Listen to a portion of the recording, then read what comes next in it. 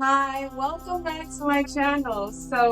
This is English with Lynn's Lounge. So we are here today with Benjamin, and Benjamin has been teaching English for a while now. So he's going to talk to us about the challenge of learning English and the challenge of his journey of teaching English. So, Ben, how are you? Hi, I'm doing really well. How are you? I'm great. Glad. Oh, it's not lovely. Well, I just want to say thank you so much for bringing me on your little talk show here. Well, as you know, as you were going on, I was thinking of bringing you back to my little talk show here. so actually I think this is a great learning lesson. So for anyone that gets a job offer or something, you don't always have to say yes. There's a thing called decline. That's something that you'll get used to very often. Anywho, no, thank you for inviting me. It's a pleasure to be here. I know you had some questions that you want to run through with me, so You're teaching English, so how has that been? to all everyone that knows me from agency, it's nice to be back.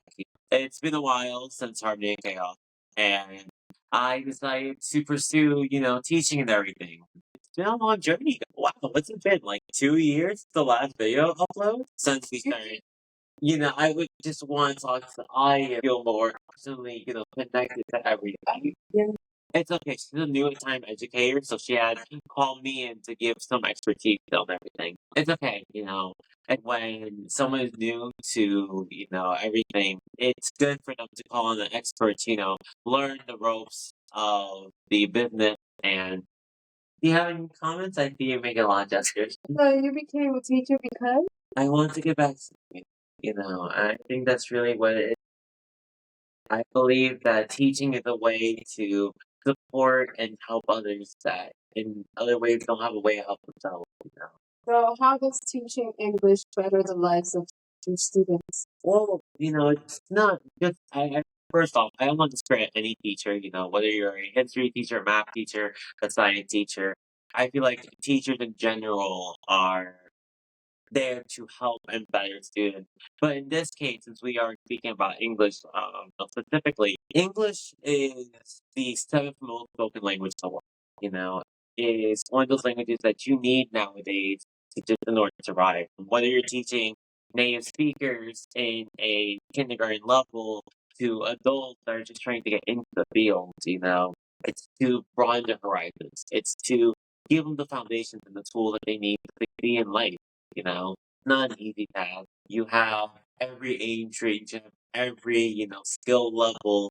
It's a lot, but at the end of the day, when you see the progress, I think you could say that's the most rewarding part. Yes, yes, I would have to agree because after having so many years of teaching, plus years, then yes, I know the impact that learning the language does have, and it is so rewarding when you see them get it, start communicating. It's wonderful. What would you tell those students or those people that are learning English and they just don't seem to get it? Sometimes the pronunciation is a little challenging and they're like, oh, forget it.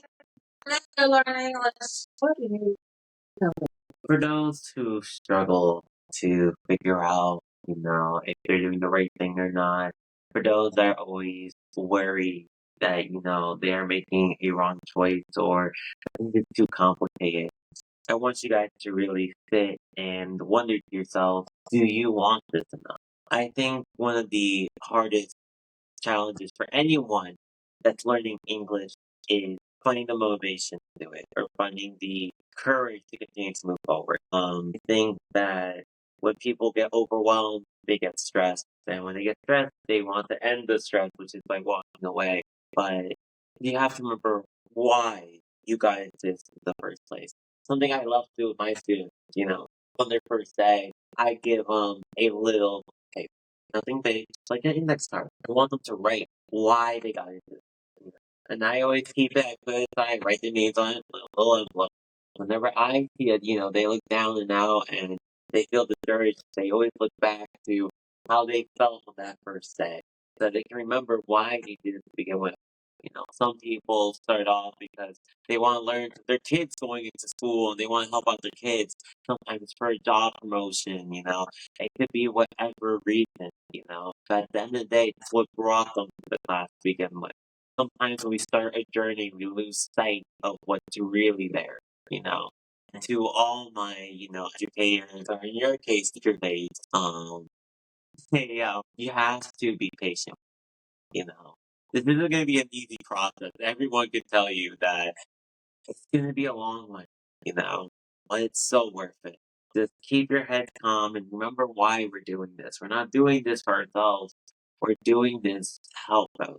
Points. And the whole thing about they, when you first start with them, you have them have something, and then you refer to it later.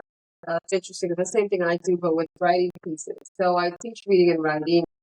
Yes, That's great. I didn't know that. that's one of the things that I do with the level 3 English. Here's the writing piece, and then we say, yes, so they can see the transition and growth. Thank you for acknowledging my experience. It did. Well, I was contemplating having you back. I'm not constantly declining either way. Well, thank you very much, everyone. Thank you for tuning in. And until next time, don't forget to hit like and also subscribe. Till then, see you later. English with Lynn. Bye.